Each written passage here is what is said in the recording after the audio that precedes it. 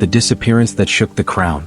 The royal palace of Avaloria had survived wars, political revolutions, and centuries of public scandals. Its stone walls had witnessed betrayals, secret alliances, and love stories that history books would never record. But nothing, not even the darkest chapters of the monarchy's past, prepared it for the morning when the future queen quietly disappeared. Princess Elara Valen was known across the kingdom as the perfect royal. Graceful, intelligent, compassionate. The people loved her because she felt human in a family trained to appear untouchable. For 8 years, she carried out her duties without complaint. Hospital visits, charity foundations, international diplomacy, endless ceremonies where every smile had to be perfect, every word rehearsed, every emotion hidden. But during her final months inside the palace, something changed. The palace staff noticed first. Her personal stylist noticed how Elara stopped caring about clothing choices. Her private secretary noticed how she began canceling informal meetings. Her security team noticed how she spent longer hours alone in the palace archives. And the queen consort, Lady Marissa Dorn, noticed everything. The dinner that changed everything. 3 weeks before Elara disappeared, Lady Marissa invited her to a private dinner. The invitation looked innocent. But inside the palace, private dinners were rarely casual. The dining room was lit by soft chandeliers, crystal glasses, silver cutlery, vintage wine imported from estates owned by families older than the monarchy itself. Marissa smiled warmly as Elara entered. "Sit, my dear," she said smoothly. "We need to talk about your future." At first, the conversation felt normal. Children's education, upcoming royal tours, public expectations. Then Marissa's tone shifted. "You must understand something about this family," she said quietly, swirling her wine. "Loyalty isn't optional. It's survival." Elara felt a cold wave move through her chest. Marissa continued speaking, casually, calmly, but every word felt carefully placed. She mentioned past royal spouses who failed to adapt. Some faded from public life. Some divorced. Some simply disappeared from history. The message didn't need to be direct. Elara understood. The envelope. 2 days later, a former palace historian requested a meeting. Her name was Helena Rourke. Officially, she was delivering historical charity documents. Unofficially, she handed Elara a sealed envelope. "You deserve to know," Helena whispered. "Someone once tried to protect this truth. I think you should have the chance to finish that work." Inside were copied notes, old financial logs, meeting dates, names of companies that technically didn't exist, and one handwritten message. "Power hides in kindness. Watch who benefits from silence." Elara barely slept that night. The investigation begins. She started small. Reading old palace records. Reviewing archived budgets. Looking at historical charity funding trails. What she found disturbed her. Large payments routed through cultural foundations. Media campaigns launched exactly when certain scandals needed distraction. Private meetings between royal advisors and powerful corporate leaders. Meetings never listed on official schedules. At first, she thought it might be coincidence. Then patterns began to appear. And every pattern led back to Lady Marissa. The warning.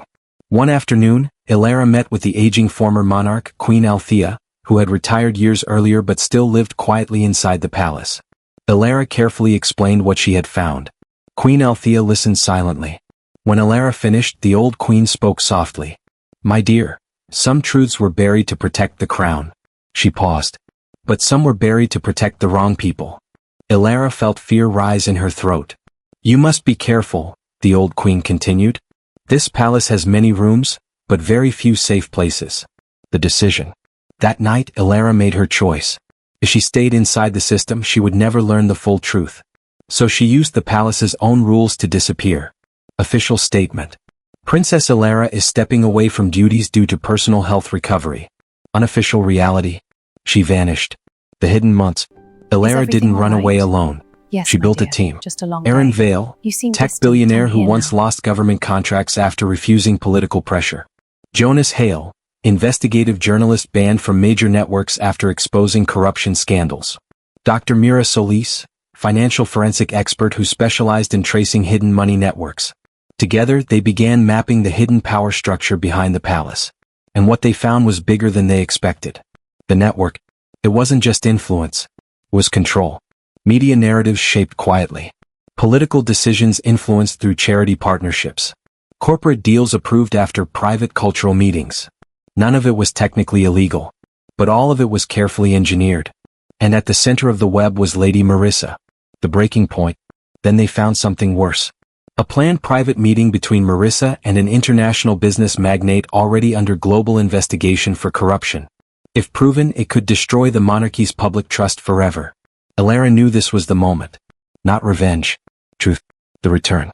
6 months after her disappearance, a black car stopped outside the royal palace. Rain poured across the stone courtyard. The guards froze as the door opened. Princess Elara stepped out. Calm, composed, unafraid. Inside her bag were documents, recordings, and evidence powerful enough to shake the crown itself. Inside the palace, Lady Marissa watched from an upper window. Her smile faded, because she realized something terrifying. Elara hadn't returned as a princess. She had returned as someone who knew the truth. And truth was the only weapon the palace had never learned how to control. The night the palace started to fracture. The rain had not stopped since Princess Elara returned to the royal palace of Avaloria. It felt symbolic. Like the sky itself knew something inside those ancient walls had begun to crack. By sunrise, the palace press office had already prepared its statement. The princess has returned to resume limited royal duties following her recovery period. But inside the palace, nothing felt normal. Servants whispered in corridors. Security teams doubled patrol routes. Senior advisors held emergency meetings behind locked doors. And Lady Marissa Dorn.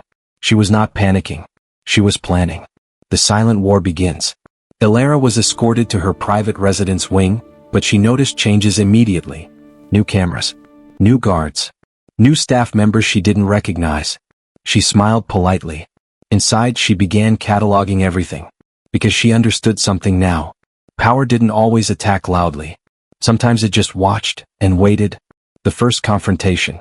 That evening, Elara was invited to tea with Lady Marissa. The invitation came through official channels, which meant it was not optional. The private sitting room felt colder than usual.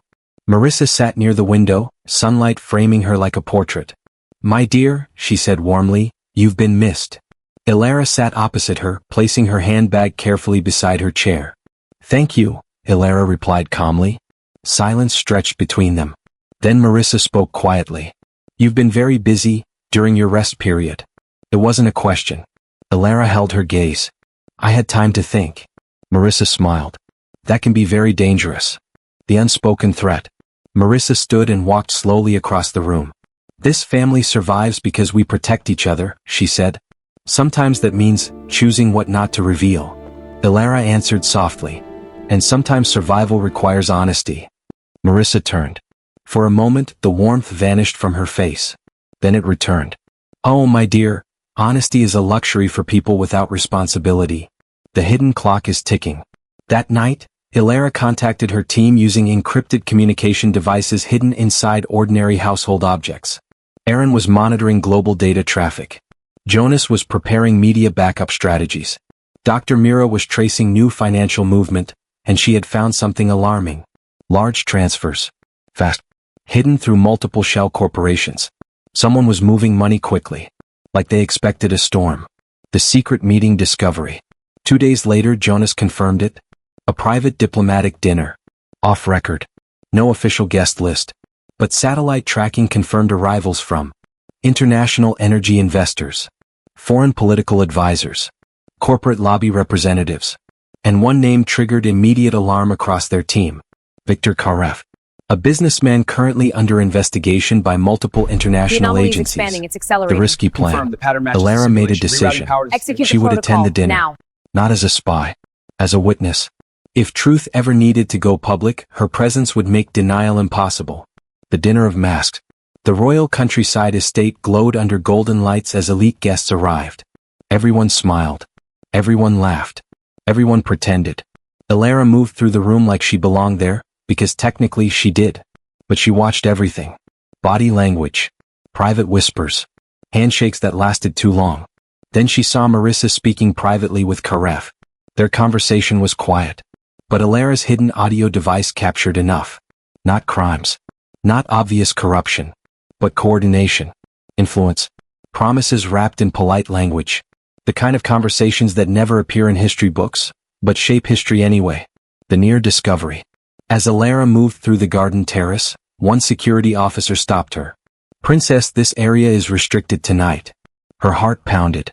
She smiled gently. "Oh, I must have taken a wrong turn." The officer nodded and stepped aside. But she knew. Look at these readings. They were They're watching more spiking. closely now. I see it. That's not the normal. moral weight. Exactly. We need Back to in her isolate it private now. room that On it. night, Alara sat alone, looking at recordings, looking at financial data, looking at years of carefully hidden influence networks. She didn't feel powerful. She felt heavy. Because she knew something most people never have to face. Truth can destroy more than lies. The palace starts moving. By morning, subtle changes accelerated. Press rumors about Alara began appearing. Anonymous sources questioned her stability. Old stories were quietly reintroduced into public conversation. The message was clear. Someone was preparing a narrative. The team's warning. Aaron called urgently. "They're building a public defense structure," he said. "If something comes out, they're ready to discredit you." Jonas added quietly. "They're not panicking. They're preparing war." The moment of choice. That night, Alara walked alone through the palace halls. Portraits of past rulers stared down. Generations who had protected the crown, at any cost. She stopped in front of the first queen of Avaloria. A ruler remembered as both wise and feared. Alara whispered, "I won't destroy this family, but I won't protect lies either." I need to get closer. The tremor before the storm. In another wing of the palace, Lady Marissa sat in darkness, reviewing intelligence reports. She already knew about the dinner recording attempt. She already knew Alara had built a team. She already knew time was running out. Marissa whispered to herself, "Then we finish this, properly." The final scene of part 2. The next morning, Alara received a sealed envelope. Inside was only one photograph, taken the night of the dinner, from behind, showing her standing near Marissa and Karev. And a note, "Be careful who you trust inside your own walls." Alara closed her eyes. The palace wasn't just shaking anymore. It was dividing. So, the whole world would feel it. The palace strikes back. The photograph changed everything. Princess Alara stared at it for a long time before speaking to anyone. Not because it proved something dangerous, but because it proved something worse. They were no longer hiding that they were watching her. The new reality. From that moment, Alara understood one truth clearly. The quiet phase was over. This was now open psychological warfare. The media shift. Within 48 hours, the press narrative changed. Articles began appearing. Sources questioned Princess Alara's mental stability. Royal insiders worried about emotional pressure. Concerns grow over Princess's extended absence from duties. Nothing direct. Nothing defamatory. Just enough to plant doubt. Jonas called immediately. "They're not attacking you," he said. "They're softening public trust, just in case." The isolation strategy. Inside the palace, Alara noticed new patterns. Meetings cancelled. Invitations withdrawn. Staff reassigned. People were polite, but distant. She was being isolated without anyone ever saying it aloud. The unexpected ally. One evening, Alara received a private message from someone she never expected. Lord Adrian Holt, senior royal legal advisor for 25 years. They met quietly inside the palace archives. "You're not wrong," he said quietly. "I've seen enough over the years to know power here isn't always what it appears." Alara studied his face. "Why help me now?" Adrian answered honestly. "Because I have grandchildren, Royal Tour confirmed. and I don't want them inheriting a system built on fear." Right after. The hidden Understood. legal Cue the shield. intro now. Adrian helped her understand something critical. If truth ever went public, it needed to be framed as institutional protection, not personal attack. Otherwise, public loyalty would turn against her. "You cannot be seen destroying the crown," Adrian said. "You must be seen protecting it." The first leak. 3 days later, Jonas released something small. Not explosive. Not scandalous. Just a financial inconsistency in a royal foundation audit. It caused minor media attention. But inside palace leadership circles, it triggered panic. Because it proved something terrifying. Someone outside their control had access to internal information. The Emergency Council. Lady Marissa called a closed-door leadership meeting. Security heads. Media advisors. Political liaison officers. Her voice was calm, but cold.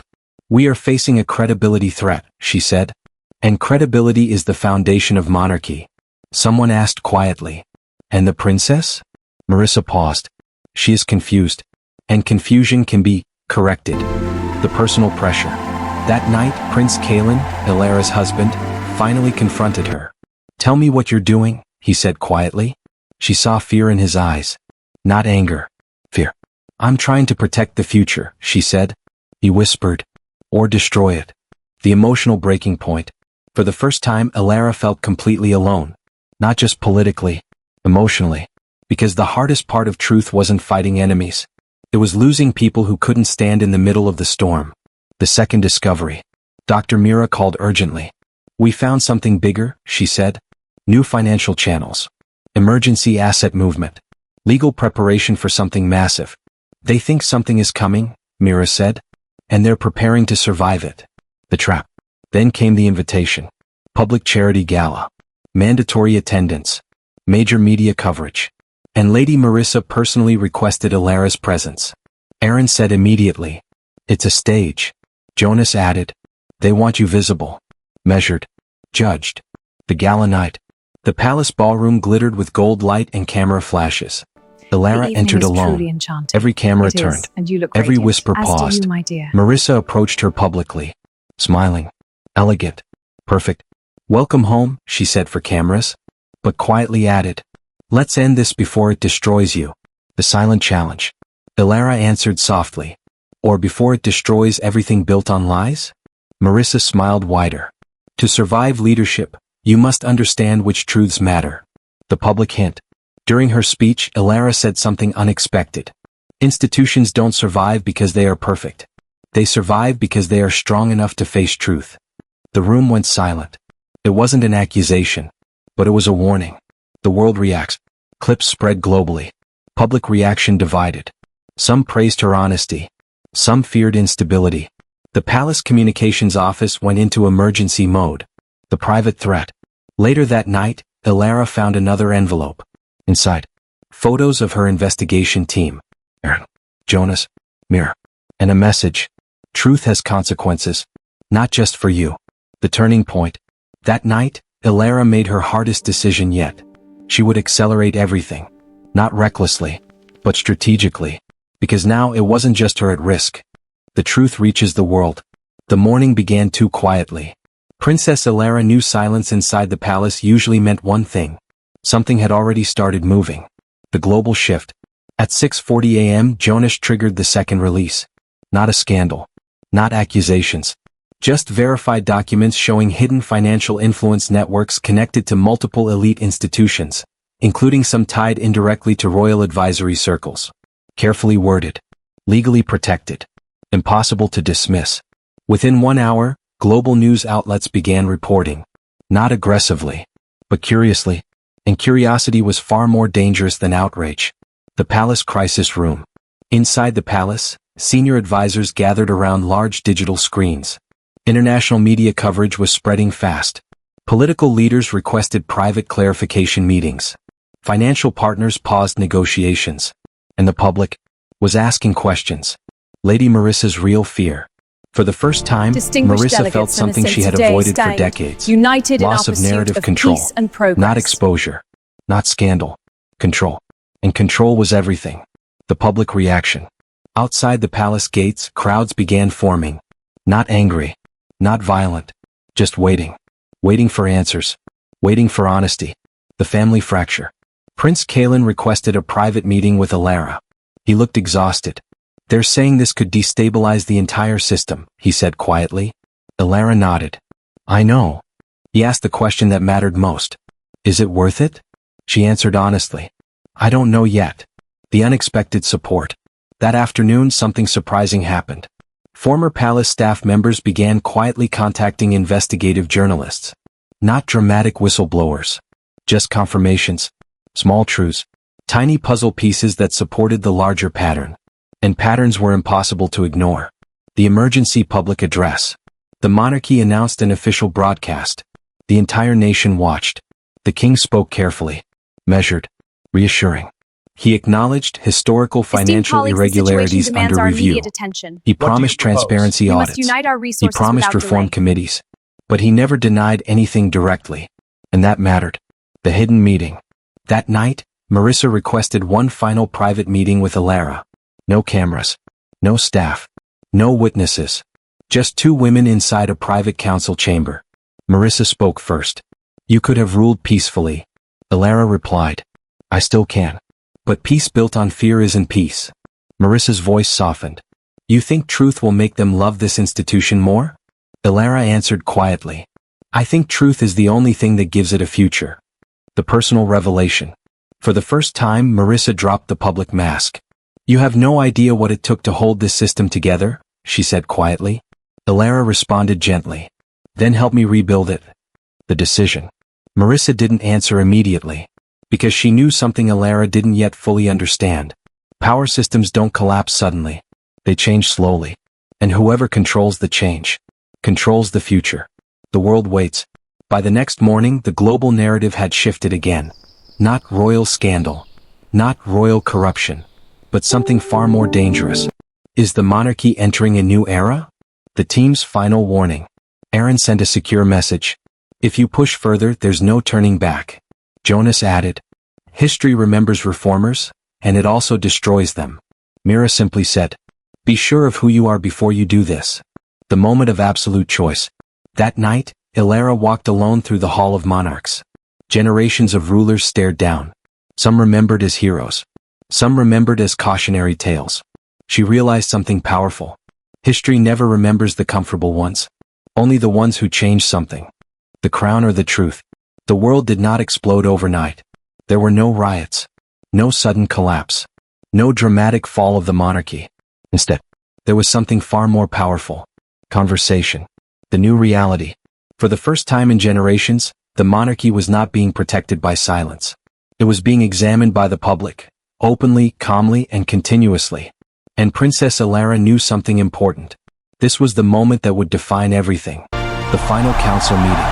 3 days after her global statement, Elara was called into the royal council chamber. The king sat at the head of the table. Senior advisors.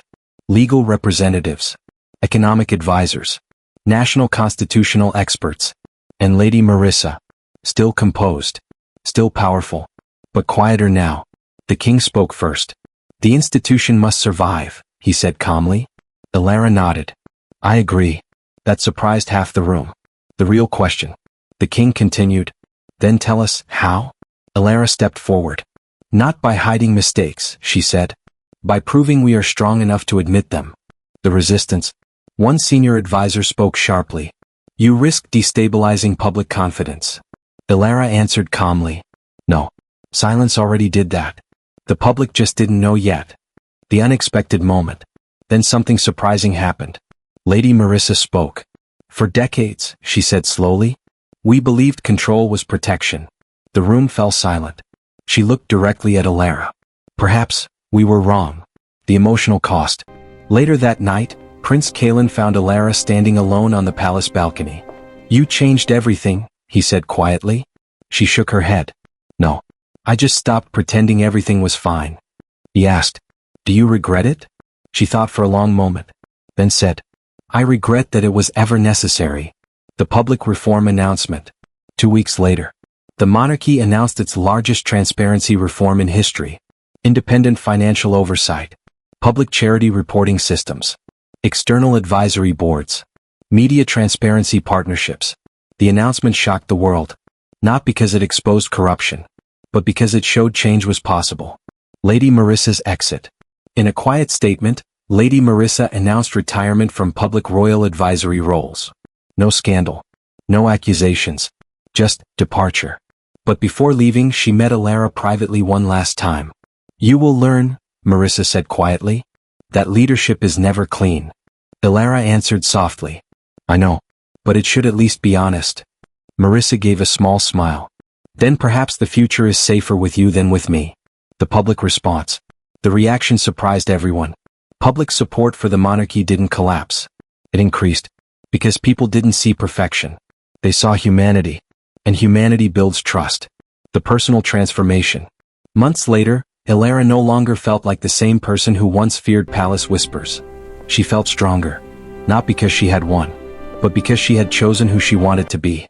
The final conversation with the king. One evening, the king asked her privately, why didn't you walk away from all of this? Elara smiled gently. Because this institution belongs to the people, not the people to the institution. The future crown. The day the public officially recognized Alara as future queen, there were no dramatic celebrations. Just steady applause, respect, and something deeper than admiration. Trust. The final scene. Late one evening, long after the palace halls emptied, Alara walked through the Hall of Monarchs again. But this time, she didn't feel judged. She felt responsible. She stopped beneath the portrait of the kingdom's first queen and whispered, "I hope I make you proud. Not by being perfect, but by being honest." Outside, the palace stood exactly as it always had. Strong, ancient, unshaken.